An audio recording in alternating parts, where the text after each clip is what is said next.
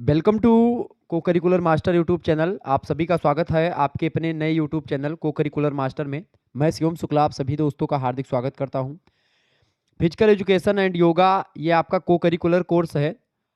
BA में आप हैं, बीएससी में हैं या बीकॉम में हैं, चौथे सेमेस्टर में अगर आप हैं तो आपको को करिकुलर कोर्स के रूप में फिजिकल एजुकेशन एंड योगा के बारे में पढ़ना होगा, यानी कि शारीरिक शिक्षा और योग के बारे में आपको जानना है बेसिकली। तो यहाँ से बनने वाले जो बहुत ही महत्वपूर्ण ऑब्जेक्टिव प्रश्न होंगे उन्हीं के बारे में हम चर्चा करेंगे। ऑब्जेक्टिव टाइप के प्रश्न आते हैं आपकी परीक्षा में, ये बात भी ध्यान रखिएगा, ठीक है। सभी विश्वविद्यालयों में यही आपका पूछा जाता है। आप बीए, बीएससी, बीकॉम तीनों का सिलेबस सेम ही है। वही प्रश्न बीए में, वही बीएससी में, वही बीकॉम के पेपर में, यानी सभी का ऐसे आपका आबलिक करके पेपर आपका आएगा, यानी कि बीए, बीएससी, बीकॉम सभी का पेपर लगभग सेम ही आता है, ठीक है। चौथे सेमेस्टर में अगर आप पहुंच चुके हैं तो आपको फिजिकल एजुकेशन एंड योगा पढ़ना होगा। तो उसी जो है के बारे में आज हम चर्चा करेंगे। मॉडल पेपर है 2024-25 की परीक्षाओं के लिए, ठीक है। आज के वीडियो के माध्यम से 38 एमसीक्यूज यानी मल्टीपल चॉइस क्वेश्चंस के बारे में हम लोग चर्चा करेंगे, जो कि बहुत ही महत्वपूर्ण होंगे। ऐसे ही हर एक को करिकुलर जो कोर्स में शामिल सिलेबस होगा उसको मैं कवर करने का प्रयास करूंगा। तो फोर्थ सेमेस्टर में आपका ये शामिल है। सेकंड सेमेस्टर में फर्स्ट एड एंड हेल्थ के बारे में हम चर्चा करेंगे, ठीक है। तो ऐसे ही आप first semester, second semester, third semester, fourth, fifth, six सभी सेमेस्टर से बनने वाले जो को करिकुलर कोर्स के मॉडल पेपर होंगे आपको इस चैनल पर मिलते रहेंगे, ठीक है। तो आप सभी लोग चैनल को सब्सक्राइब कर लीजिएगा। बाकी बहुत सारी जो यूनिवर्सिटीज़ से इंफॉर्मेटिव वीडियो मिलेंगी, जैसे यूनिवर्सिटी का पेपर कब होगा, पेपर पैटर्न कैसा होगा, ऐसे तमाम प्रकार के वीडियोस आपको भी इस चैनल पर मिलते रहेंगे, ठीक है। तो आप सभी लोग इस चैनल को जरूर सब्सक्राइब करिएगा, क्योंकि ये चैनल आपके लिए बहुत ही बेनिफिट आपको देने वाला है और बहुत ही लाभकारी हो सिद्ध होगा, ठीक है। चले, पहला प्रश्न है, प्रशिक्षित अध्यापकों की मांग की पूर्ति हेतु मध्य प्रदेश में एक निदेशालय कब खोला गया था? फटाफट से आप बताने का प्रयास करेंगे। प्रशिक्षित अध्यापकों की मांग के लिए, यानी कि प्रशिक्षित यानी जो ट्रेनिंग से पूर्ण अध्यापक होते हैं उनकी मांग की पूर्ति के लिए मध्य प्रदेश में एक निदेशालय खोला गया था। और निदेशालय खोला गया था, कब खोला गया था भैया? वो खोला गया था 1963 में। ऑप्शन नंबर इसका सी करेक्ट आंसर हो जाएगा इसका, ठीक है। ध्यान रखिएगा इस बात को, बढ़िया प्रश्न है आपकी परीक्षा की दृष्टि से। आपसे एक प्रश्न पूछा गया था पिछली बार कि राष्ट्रीय अनुशासन योजना कब शुरू की गई थी? राष्ट्रीय अनुशासन योजना शुरू की गई थी 1954 में। ये बात भी ध्यान रखिएगा, परीक्षा में पूछा गया प्रश्न है। अगला प्रश्न है, किस सन में भारत सरकार के शिक्षा मंत्रालय के द्वारा तदर्थ समिति का गठन किया गया था? तदर्थ समिति का गठन भारत सरकार के शिक्षा मंत्रालय के द्वारा जो किया गया है 1959 में किया गया था। ये बात आप ध्यान रखेंगे, option number B correct answer हो जाएगा। आगे देखेंगे, अगला प्रश्न आपसे बन सकता है, परीक्षा में कई बार आया है। भारत के केंद्रों के कारण से भारत में खेलों का विकास हुआ है। दंड बैठक का, लोक नृत्य, कबड्डी, खो खो, कुश्ती, लाठी चलाना, ये सभी खेलों का विकास जो है भारत में ही हुआ है। डी ऑप्शन करेक्ट आंसर हो जाएगा।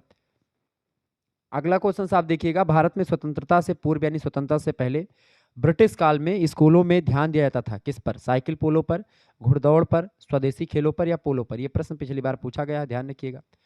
भारत में स्वतंत्रता से पूर्व ब्रिटिश काल में स्कूलों में स्वदेशी खेलों पर एक प्रकार से ध्यान दिया जाता था। ऑप्शन नंबर इसका सी करेक्ट आंसर होगा। अगला प्रश्न, देशी क्रियाकलापों को ज्यादा व्यापक और आकर्षक बनाने के क्रम में अमरावती के एचबीपी मंडल ने शारीरिक शिक्षा का कोर्स चलाया था। खो खो के लिए, कबड्डी के लिए या आटीपारिया के लिए? तो इन तीनों खेलों के लिए चलाया था। ऑप्शन नंबर इसका डी करेक्ट आंसर होगा, ये सभी खेल। बढ़िया प्रश्न है, परीक्षा में जो है ये प्रश्न आ सकता है आपकी बार। अगला क्वेश्चन से, भारतीय शिक्षा आयोग, भारतीय शिक्षा आयोग के द्वारा शारीरिक विकास को मान्यता कब दी गई? बताएं, बढ़िया प्रश्न है, इंपॉर्टेंट प्रश्न है, परीक्षा में पूछा गया प्रश्न, ध्यान रखिएगा। प्रश्न है, भारतीय शिक्षा आयोग के द्वारा शारीरिक विकास को मान्यता कब दी गई? बताएं, शारीरिक विकास को मान्यता कब दी गई भारतीय शिक्षा आयोग के द्वारा? तो 1882 में दी गई थी, बिल्कुल बी ऑप्शन करेक्ट आंसर होगा इसका। अगला क्वेश्चन से, शिक्षा और शारीरिक शिक्षा यानी कि एजुकेशन एंड फिजिकल एजुकेशन के पॉइंट ऑफ व्यू से यूनान के इतिहास को कितने भागों में विभाजित कर सकते हैं या बांट सकते हैं? तो यूनान के इतिहास को शिक्षा और शारीरिक शिक्षा के दृष्टिकोण से अगर देखें तो उसको चार काल में हम बांट सकते हैं, ठीक है, चार कालखंडों में। पहला कालखंड है आपका स्पार्टन, ठीक है, स्पार्टन काल। दूसरा काल है आपका प्रारंभिक एथेनियन काल। तीसरा काल आपका होगा होमेरिक काल। और चौथा काल आपका होगा स्वर्ण काल। तो ये चार काल हैं जो कि शिक्षा और शारीरिक शिक्षा के दृष्टिकोण से यूनान के इतिहास को हम इन चार भागों में बांट सकते हैं। नेक्स्ट क्वेश्चन आपसे बन सकता है, देखेंगे शारीरिक शिक्षा में सबसे महत्वपूर्ण वस्तु क्या है? मैदान, छत, स्थान या कक्ष? किसका होना बहुत जरूरी है? शारीरिक शिक्षा में सबसे महत्वपूर्ण वस्तु का है जो है वो होता है मैदान। ऑप्शन नंबर इसका ए करेक्ट आंसर हो जाएगा। पिछली बार प्रश्न आया था परीक्षा में। सभी विश्वविद्यालयों के लिए एक प्रकार से मॉडल पेपर है। आप किसी विश्वविद्यालय से, वीर बहादुर सिंह पूर्वांचल विश्वविद्यालय, राम मनोहर लोहिया अवध विश्वविद्यालय, कानपुर विश्वविद्यालय यानी CSJMU छत्रपति साहू जी महाराज यूनिवर्सिटी कानपुर की जो है, ठीक है, चौधरी चरण सिंह मेरठ विश्वविद्यालय और दीनदयाल उपाध्याय गोरखपुर विश्वविद्यालय, सिद्धार्थ यूनिवर्सिटी कपिल वस्तु, ठीक है, महात्मा गांधी काशी विद्यापीठ, डॉक्टर भीमराव अंबेडकर यूनिवर्सिटी और भी ऐसे महात्मा ज्योतिबा फुले यूनिवर्सिटी हो गई, ठीक है, महाराजा सुहेल देव, राजा महेंद्र प्रताप यूनिवर्सिटी, ठीक है, ऐसे और तमाम प्रकार के विश्वविद्यालय, उन सभी के रोहिलखंड यूनिवर्सिटी, झांसी विश्वविद्यालय BU झांसी, इन सभी के लिए बहुत महत्वपूर्ण है। इन सभी में जो है ऑब्जेक्टिव यानी लगभग सभी विश्वविद्यालयों की बात की जाए तो उसमें आपको BA BSc BCom में physical education and yoga 4th semester में पढ़ना होगा और उन सभी के लिए महत्वपूर्ण है, तो ये बात ध्यान रखिएगा। अगला प्रश्न है, शरीर के अंगों के विकास के लिए कौन सी शिक्षा महत्वपूर्ण है? योग साधना, शारीरिक शिक्षा या व्यायाम या उपर्युक्त सभी? तो शरीर के अंगों के विकास के लिए कौन सी शिक्षा इंपॉर्टेंट है? वो है शारीरिक शिक्षा, फिजिकल एजुकेशन। इसका बी ऑप्शन करेक्ट आंसर होगा। आगे देखेंगे, अगला प्रश्न आपकी स्क्रीन पर आ चुका है। फटाफट से आप देखेंगे, वीडियो को लाइक और चैनल को सब्सक्राइब करते रहिएगा। फटाफट से वीडियो को शेयर कर दीजिएगा।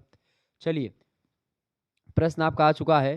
प्रश्न है, किस प्राणायाम के अभ्यास में केवल पूरक व रेचक ही मतलब रेचक ही करते हैं? बताएं, पूरक और रेचक किस प्रकार के प्राणायाम में करते हैं? वैसे प्राणायाम जो होता है उसमें 3 क्रियाएं की जाती हैं। एक होता है जो है पूरक, दूसरा होता है रेचक और तीसरा होता है कुंभक, ठीक है, ध्यान रखिएगा। अब जो पूरक होता है इसमें क्या करते हैं?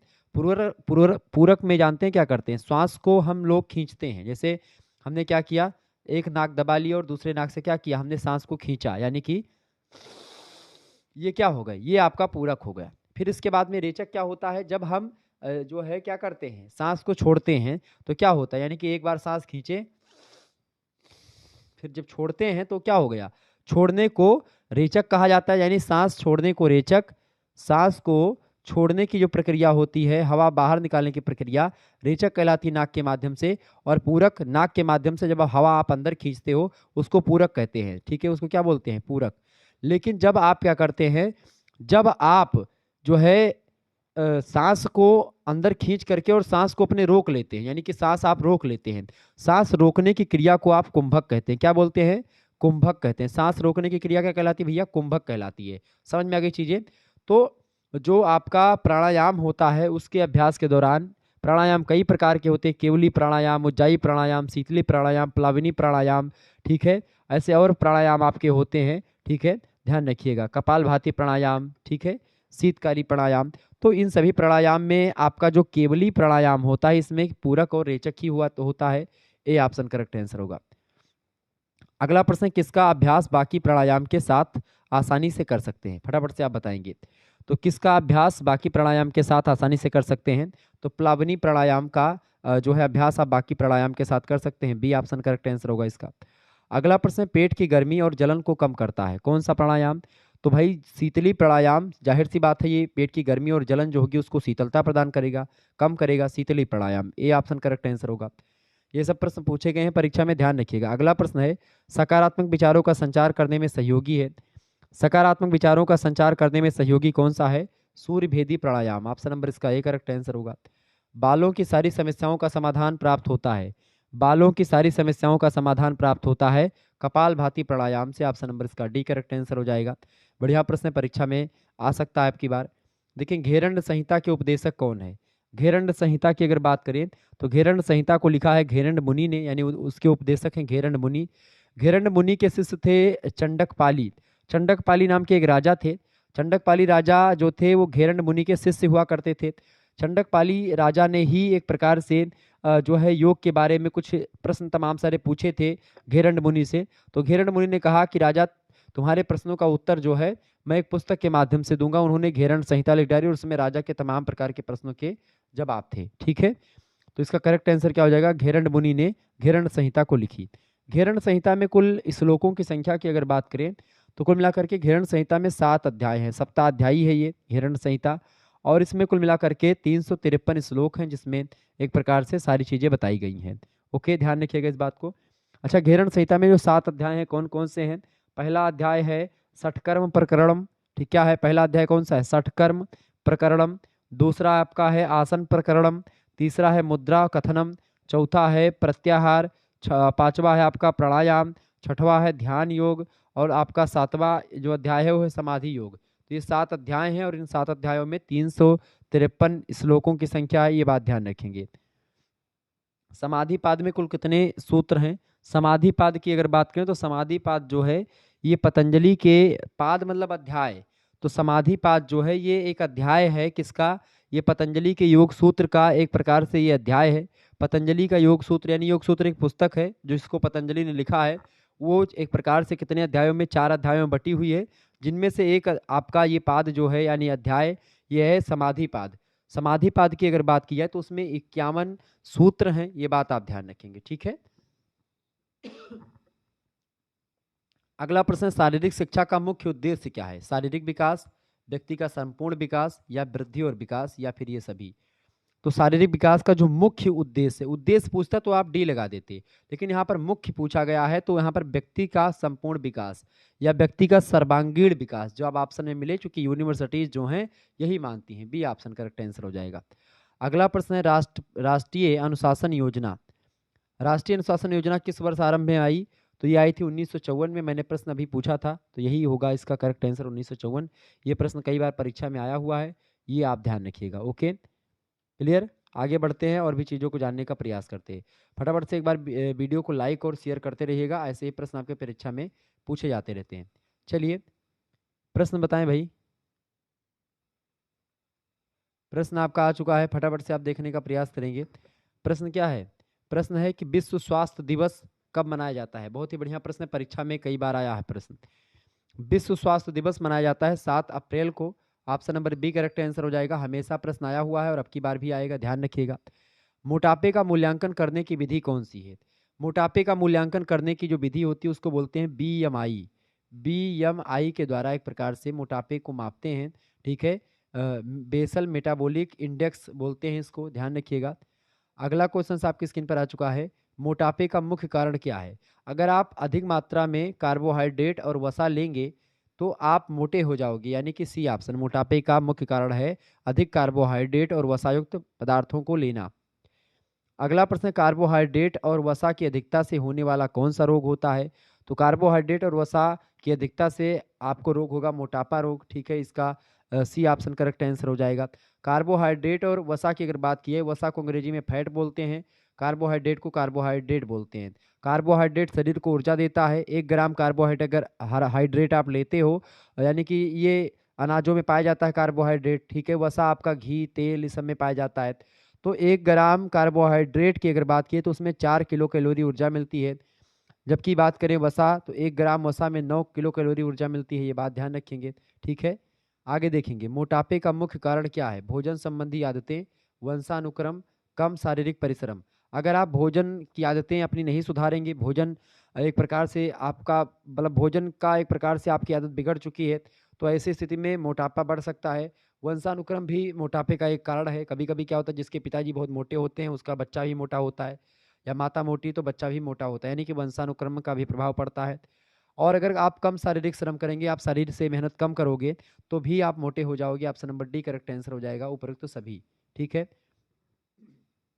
अगला प्रश्न है, उच्च कार्बोहाइड्रेट तथा वसा का प्रयोग नहीं करना चाहिए। उच्च कार्बोहाइड्रेट तथा वसा का प्रयोग नहीं करना चाहिए जब आप अत्यधिक भार हो जाए आपका, यानी कि आप बहुत ज़्यादा वजन आपका बढ़ जाए, तब उसके बाद में कार्बोहाइड्रेट और वसा का ज़्यादा प्रयोग नहीं करना चाहिए। अगला प्रश्न, मोटापे से ग्रस्त व्यक्ति को आहार लेना चाहिए कैसा? तो उसको आहार लेना चाहिए कम कैलोरी युक्त। सी ऑप्शन इसका करेक्ट आंसर होगा।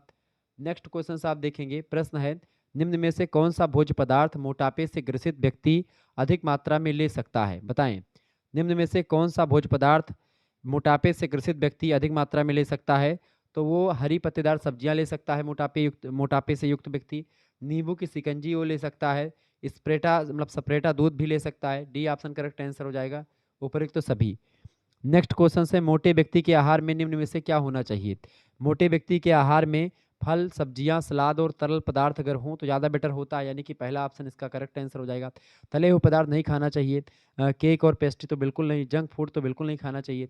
फल खा लें आप, सब्जियां खा लें, सलाद खा लें, तरल पदार्थ आप कोई ले लें, ये मोटापे में चल जाएगा। ठीक है, आगे देखेंगे। अगला प्रश्न है, निम्न में से किसके द्वारा एकाग्रता प्राप्त होती है और मानसिक व शारीरिक कमजोरी दूर होती है? फटाफट से आप बताने का प्रयास करेंगे। किसके द्वारा एकाग्रता प्राप्त होती है और मानसिक और शारीरिक कमजोरी दूर होती है? तो अगर आप आसन करते हैं, आसन करेंगे अगर आप, तो ऐसे में मानसिक और शारीरिक कमजोरी आपकी दूर होगी और आप कोई एकाग्रता प्राप्त होगी। इसका बी ऑप्शन करेक्ट आंसर होगा। लेट कर किया जाने वाला आसन इनमें से कौन सा है? देखिए, इनमें से जो मेरुदंड आसन है ये बैठकर और लेटकर दोनों विधियों से किया जाता है, तो यानी ए ऑप्शन आपका करेक्ट आंसर हो जाएगा, मेरुदंड आसन। ठीक है, बाकी वज्रासन को, अच्छा आपसे पूछता जाता है किस आसन को थंडर बोल्ट पोज कहा जाता है? तो वज्रासन को थंडर बोल्ट पोज के नाम से जानते हैं। इसके अलावा डायमंड पोज किसे कहते हैं? डायमंड पोज भी एक प्रकार से इसी को वज्रासन को बोलते हैं, ध्यान रखिएगा इस बात को। ओके, अगला प्रश्न है, कोणासन जो है किस प्रकार किया था? कोणासन मतलब कि आप खड़े हो जाएं, ऐसे खड़े हो जाएं, मान लेते हैं ये आप हो। अब ये कोणासन करने की विधि मैं बताता हूँ। ठीक है, मैं सारी चीज़ों की विधियाँ आपको बता दूँ, हालांकि यहाँ पर आप देखेंगे, ये मान लेते हो आप हो। ठीक है, अब यहाँ से आपका हाथ जो, एक हाथ एक प्रकार से यहाँ पर घुटने पर आपके हो, और उसके बाद में दूसरा हाथ जो है ये ऐसे उठा करके, ऐसे मतलब एक कोण के तरीके से आपको बनाना होता है, एक कोण। ठीक है, यहाँ पर मैं बना नहीं सकता उस चीज़ को, लेकिन मैं आपको किसी दिन समझा दूंगा। सारे आसन को मैं आप एक वीडियो में ऐसा करूंगा कि जो सारे आसन हैं आपके, भुजंगासन, मकरासन, धनुरासन, ठीक है, और ये तमाम प्रकार के जो आसन हैं इनको मैं चित्र के रूप में आपको, चित्रात्मक रूप से आपको समझाने का प्रयास करूंगा। ठीक है, विस्तार से मैं आपको बताऊंगा, तो परेशान होने की जरूरत आपको नहीं है। तो कोणासन किस प्रकार किया जाता है भैया? कोणासन जो होता है ये खड़े होकर के किया जाता है, बी ऑप्शन करेक्ट आंसर होगा इसका। शीतली प्राणायाम के द्वारा कम होता है। देखिए, पसीना, पेट की जलन और पेट की गर्मी, ये सब शीतली प्राणायाम के द्वारा कम होती है, डी ऑप्शन करेक्ट आंसर होगा, परीक्षा में प्रश्न आ सकता है। अगला प्रश्न है, मूर्छा प्राणायाम दूर होता है। मूर्छा प्राणायाम जो दूर होता है, मूर्छा प्राणायाम के द्वारा क्या दूर होता है? भय, तनाव और चिंता, या फिर ये सभी? तो इसका करेक्ट आंसर क्या हो जाएगा? मूर्छा प्राणायाम के द्वारा ये सभी चीज़ें, भय, चिंता और तनाव तीनों दूर होते हैं, डी ऑप्शन ये सभी। आगे देखेंगे, अगला क्वेश्चन आपकी स्क्रीन पर आ चुका है। उज्जाई शब्द का अर्थ होता है, उज्जाई शब्द का क्या अर्थ होता है? विजयी या फिर जीतने वाला। उज्जाई का मतलब क्या होता है? विजयी या जीतने वाला, बी ऑप्शन करेक्ट आंसर हो जाएगा। हर एक यूनिवर्सिटी के पेपर में 2023 की परीक्षा में प्रश्न पूछा गया है, ध्यान रखिएगा। अच्छा, और आपको अगर इससे रिलेटेड और भी क्वेश्चन पेपर देखना है कि 2023 में कौन कौन से विश्वविद्यालय में कौन कौन से पेपर आए थे, तो आप Shukla study point YouTube channel, हमारा दूसरा चैनल है, उस पर आप विजिट कर सकते हैं और देख सकते हैं। अगला क्वेश्चन से, प्लाविनी प्राणायाम किस प्रकार किया जाता है? प्लाविनी प्राणायाम जो होता है ये खड़े होकर के भी आप कर सकते हैं, बैठ कर भी कर सकते हैं और लेट कर भी कर सकते हैं। प्लाविनी प्राणायाम इन तीनों विधियों से, यानी बैठ कर, खड़े होकर, लेट कर, जैसे आपकी इच्छा वैसे कर सकते हो, डी ऑप्शन करेक्ट आंसर होगा, उपरोक्त सभी। अगला प्रश्न है, मतलब बैठ कर भी करते हैं, लेट कर भी करते हैं और खड़े होकर के भी करते हैं, तीनों स्थितियों में आप कर सकते हैं। अगला प्रश्न है, भारत का प्राचीन विज्ञान, भारत का प्राचीन विज्ञान जो है वो है योग विज्ञान, option number D correct answer होगा। बढ़िया प्रश्न है, कई बार प्रश्न आया हुआ है। अगला प्रश्न है, मूर्छा प्राणायाम को और किस नाम से जाना जाता है? मूर्छा प्राणायाम को षठमुखी मुद्रा के नाम से भी जानते हैं, ऑप्शन नंबर इसका बी करेक्ट आंसर हो जाएगा। और लास्ट प्रश्न है इस वीडियो का, लास्ट क्वेश्चन है कि वायु मुद्रा अभ्यास को और किस नाम से जाना जाता है? तो वायु मुद्रा अभ्यास को मृत संजीवनी मुद्रा के नाम से भी जानते हैं। इसके अलावा वायु मुद्रा अभ्यास को वायु शासन मुद्रा भी आप जानते हैं, ऑप्शन नंबर इसका वायु शासन मुद्रा, ऑप्शन नंबर इसका ए करेक्ट आंसर हो जाएगा। तो इस तरीके से आप लोगों ने लगभग कई सारे प्रश्नों को समझ लिया। मिलते हैं फिर नेक्स्ट वीडियो में, तब तक के लिए जय हिंद, जय भारत। आप सभी का बहुत बहुत धन्यवाद हमारे से जुड़ने के लिए। इसी प्रकार से अपना प्यार बनाए रखेंगे, ठीक है, और इस चैनल को सब्सक्राइब करें। नया चैनल है तो थोड़ा सपोर्ट कर दें। अपने सभी दोस्तों को बता दें कि शुक्ला स्टडी पॉइंट के द्वारा एक दूसरा चैनल बना दिया गया है को करिकुलर कोर्स को लेकर के, तो आप इस चैनल को जरूर ज्वाइन करें, इस चैनल को आप सब्सक्राइब कर लीजिएगा, वीडियो को लाइक और शेयर करें, ठीक है, और चैनल को बढ़ाने में हमारी मदद करें। ओके, आपके लिए को करिकुलर मास्टर नाम से चैनल बनाया गया है, जो कि आपकी परीक्षा के लिए बहुत ही हेल्पफुल होगा, और आपकी को करिकुलर की परीक्षा को और आपकी यूनिवर्सिटी से रिलेटेड जो इन्फॉर्मेशन होगी वो आपको इस चैनल पर दी जाएगी। तो आप इस चैनल को सब्सक्राइब करवाएं, शेयर करें सभी दोस्तों के साथ, ठीक है। धन्यवाद, मिलते हैं फिर नेक्स्ट वीडियो में, तब तक के लिए जय हिंद। तो आप लोगों ने इन तमाम प्रकार के प्रश्नों को समझ लिया। ऐसे ही और तमाम प्रकार के प्रश्न जो होंगे, जो इम्पोर्टेंट होंगे आपकी परीक्षा की दृष्टि से, ऐसे छोटे-छोटे वीडियोज़ के माध्यम से, ठीक है, 10, 20 या 15 मिनट के वीडियोज़ के माध्यम से हम लोग ऐसे इम्पोर्टेंट प्रश्नों को समझने का प्रयास करेंगे, जो कि आपकी परीक्षा में या तो पिछले वर्ष पूछे गए हैं, विभिन्न विश्वविद्यालयों के क्वेश्चन पेपर हमारे पास हैं, तो उन सभी से छाँट-छाँट करके क्वेश्चन पेपर आपके मतलब कि क्वेश्चंस को आपको समक्ष लाने का प्रयास रहता है। और भी तमाम प्रकार के ऐसे प्रश्न हैं जो कि 2024 में पूछे जा सकते हैं, उन प्रश्नों को भी आपको दिखाने का प्रयास किया जा रहा है। तो यानी कि ये आपके लिए बहुत ही हेल्पफुल होगा और बहुत ही इम्पोर्टेंट होगा, ठीक है? धन्यवाद। को-करिकुलर कोर्स 2024-25 की परीक्षाओं के लिए टॉप 38 क्वेश्चंस आप लोगों ने आज की वीडियो के माध्यम से देखा। धन्यवाद, मिलते हैं नेक्स्ट वीडियो में।